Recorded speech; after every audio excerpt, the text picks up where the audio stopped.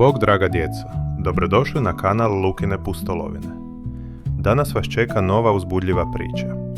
Luka će istražiti tajnu šumsku livadu koja skriva čudesna iznenađenja i zanimljive prijatelje. U ovoj priči naučit ćemo kako hrabrost, dobrotu i spremnost na pomoć drugima mogu otkriti pravu čaroliju i vrijednost prijateljstva. Udobno se smjestite i poslušajte što će se dogoditi kada Luka zakorači u šumske tajne. Luka i tajna šumske livade. Jednog sunčanog jutra Luka je odlučio istražiti šumu koja je stajala tik uz njegovo selo. Svaki put kad bi šetao tim stazama, otkrivao je nešto novo. Tajne potoke, skrivene jagode, pa čak i stare gnjezde ptica. Ali tog jutra šuma je izgledala drugačije. Zrak je bio mirisniji, ptice su pjevale neobično veselo, a svjetlost koja je prolazila kroz krošnje činila se gotovo magičnom. Luka je hodao polako, diveći se svemu oko sebe. Tada je ugledao nešto što ga je odmah zaintrigiralo. Mala staza, obrasla cvijećem, koja je vodila prema dijelu šume gdje nikada prije nije išao. Što i se krije tamo, promrmljao je. Odlučio je slijediti stazu. Hodao je nekoliko minuta dok nije stigao do mjesta koje mu je oduzelo dah. Pred njim se otvorila prostrana livada, prekrivena tisućama šarenih cvjetova. Neki su cvjetovi svjetlucali na suncu, dok su drugi lagano treptali, kao da dišu zajedno s vjetrom. U sredini livade nalazila se mala fontana s kristalno čistom vodom. Luka je zakoračio na livadu i osjetio kako ga lagani povjetarac miluje po licu. Bio je to prizor koji je izgledao poput bajke. Ovo mora biti tajna šumska livada, rekao je sam sebi. Dok je istraživao livadu, Luka je začuo tiho šuštanje među cvijećem. Iznenađeno je zastao i pogledao bliže. Tamo, skriven među visokim tratinčicama, ugledao je malog šumskog zeca. Izgledao je zabrinuto i stalno je gledao prema nekoj strani livade. Bok, rekao je Luka polako, da ga ne uplaši. Što se događa? Zec je trznuo i pogledao ga velikim očima. Bok, promumljao je tiho. Trebam pomoć, ne smijem otići sam prema drugoj strani livade. Luka je sjeo na travu pored zeca. Možda ti mogu pomoći, rekao je. Samo mi reci što se događa. Tamo, rekao je zec, pokazujući prema gustoj šumi na kraju livade. Tamo se krije nešto što ne smijem sam dirati, ali moj prijatelj je ostao unutra i bojim se za njega. Luka je osjećao kako mu srce ubrzano kuca. Ova livada je bila čudesna, ali zec je trebao pomoć. Ne brini, rekao je Luka odlučno. Idemo zajedno i vidjet ćemo što je to. Zec je kimnuo i skakutao lagano do Luke, a zajedno su krenuli prema kraju livade. Dok su se približavali, primijetili su neobičnu svjetlost koja je izlazila iz gustog žbunja. Bila je to mala šupljina, a iz nje je dopirala blaga svjetlost poput sitnih zvijezda. Tu je, šapnuo je zec. Moj prijatelj je unutra, ali nisam siguran što se događa. Luka je duboko udahnuo i polako zakoračio unutra. Unutra je zatekao malenog ježa, zarobljenog među nekim granama koje su pale na njega. Njegove bodlje bile su zapletene, a oči uplašene. Ne brini, rekao je Luka smireno. Pomoći ću ti.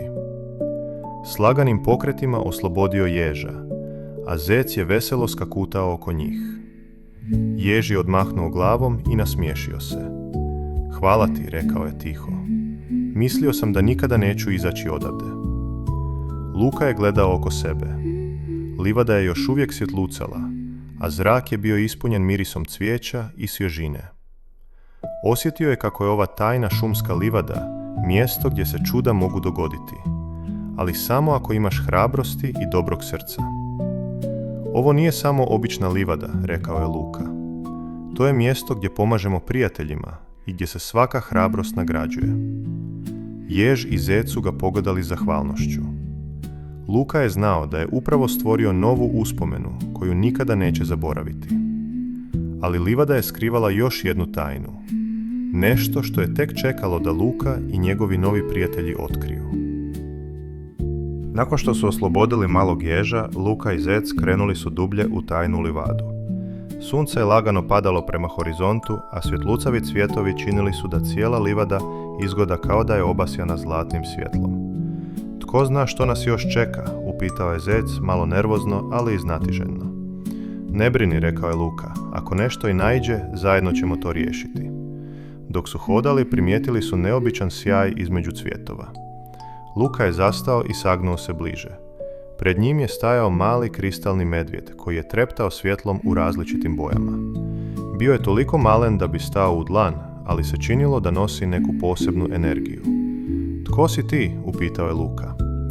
Ja sam Svjetluc, čuvar livade, rekao je medvjed tihim, melodioznim glasom. Ovdje dolaze oni koji žele pomoći i koji imaju hrabrosti. Luka je osjetio kako mu srce poskoči.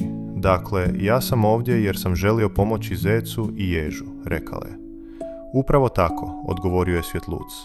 Tajna šumske livade nagrađuje one koji imaju srce puno dobrote. Medvjed je počeo svijetliti jače i iz njegovih kristalnih očiju izašla je mala zraka svjetlosti koja je obasjala Luku i njegove prijatelje. Livada je zatreperila, a zrak je postao pun laganih svjetlucavih čestica koje su plesale oko njih. Ovo je, promrmljao je Zec, ovo je prelijepo. Luka je pogledao oko sebe i osjetio kako mu srce postaje toplo. Tajna livada bila je čarobna, ali ne zbog svjetlucavih cvjetova ili kristalnog medvjeda. Bila je čarobna jer je pokazala koliko je hrabrost i dobra volja važna. Ali postoji još jedna stvar, nastavio je Svjetluc. Livada čuva tajnu. Svako tko je ovdje mora obećati da će svoju dobrotu širiti dalje, ne samo u šumi, nego i u selu i među svojim prijateljima. Luka je klimnuo glavom. Obećavam, rekao je čvrsto. Pomoći ću svima koliko god mogu.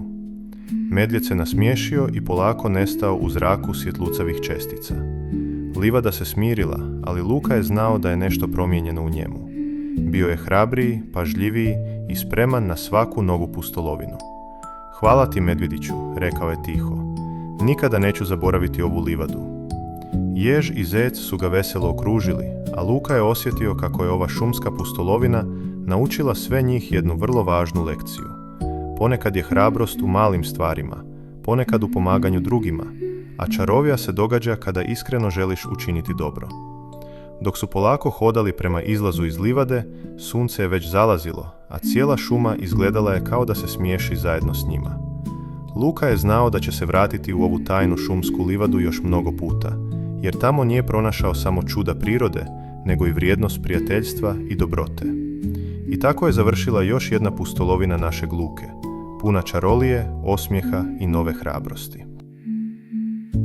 Draga djeco, pouka ove priče je da prava čarolija ne leži samo u neobičnim mjestima ili čudesnim stvorenjima, nego u našoj hrabrosti, dobroti i spremnosti da pomognemo drugima.